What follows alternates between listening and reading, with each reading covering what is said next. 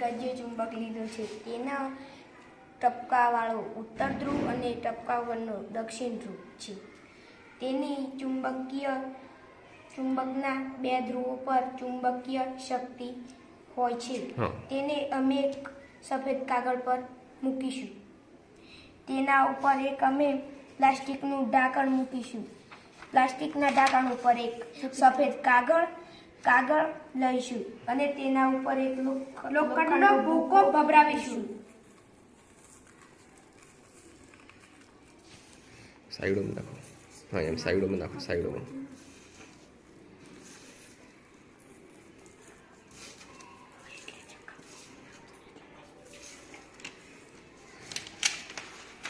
થોડુંક નાખી દેવા. ખાલી બધું ના નાખતો, થોડુંક નાખી દે.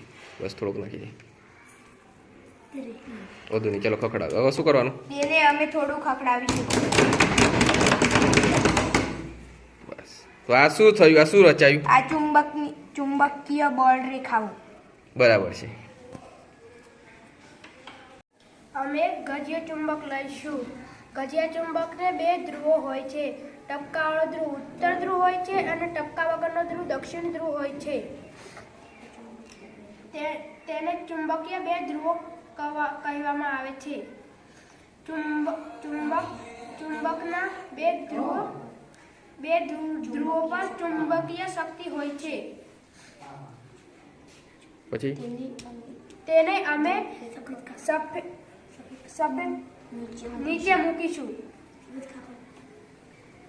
પછી ચુંબકના ઉપર એક પ્લાસ્ટિકનું ઢાંકણ મૂકીશું. પછી ઢાંકણ પર અમે એક કોરો કાગળ મૂકીશું અને સફેદ કાગળ પર અમે લોખંડનો ભૂકો નાખીશું. નાખો.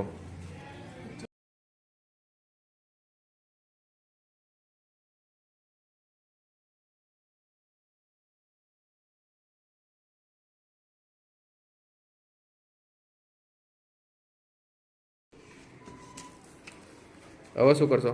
અમે પછી એને ખખડાવીશું. ધીરે ધીરે. બસ. હા, તો ખખડાયું તો શું થયું?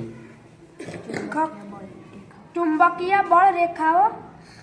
કઈ છે ચુંબકીય બળ રેખાઓ? કઈ દેખાય છે? હા, એ ચુંબકીય બળ રેખાઓ છે. આ જે છે આમ ચુંબકીય બળ રેખાઓ છે. અને અહીંયા વધારે કેમ ચોંટી ગયો છે લોખંડનો ભૂકો છેડા પર? કેમ કે ત્યાં ચુંબકીય શક્તિ વધારે હોય છે. બરાબર છે. ઓકે. અમે એક ગજ્ય ચુંબક લીધો છે. તેના બે ધ્રુવ હોય છે. ટપકાવાળો ઉત્તર ધ્રુવ અને ટપકા વગરનો દક્ષિણ ધ્રુવ.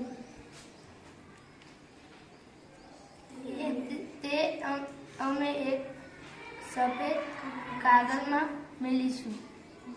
પછી એના ઉપર અમે પ્લાસ્ટિકનું ઢાંકણ મૂકીશું.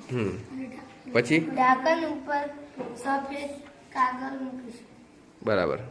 અમે લોખંડનો ભૂકો નાખો. હા, ફટાફટ નાખો. હા, એમ ગોળ ગોળ ફેરવી દેવાનું.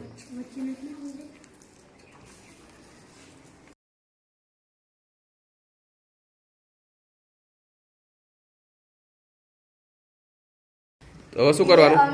હા, હાલો. આ શું થયું હવે?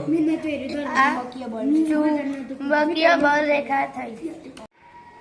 અમે એક ગજ્ય ચુંબક લીધો છે. તેને બે ધ્રુવ હોય છે. ટપકાવાળો ઉત્તર ધ્રુવ અને ટપકા વગરનો દક્ષિણ ધ્રુવ હોય છે. શું હોય ગજ્યા ચુંબકમાં? શું હોય? તેમાં ચુંબકીય શક્તિ હોય છે. હા. તેના બંને ધ્રુવો પર હોય છે. તેને અમે સફેદ કાગળ પર મૂકીશું અને તેના ઉપર પ્લાસ્ટિકનું ઢાંકણ મૂકીશું. ઢાંકણના ઉપર સફેદ કાગળ મૂકીશું અને તેના ઉપર લોખંડનો ભૂકો ભભરાવીશું. ધીરે ધીરે. આજુબાજુ.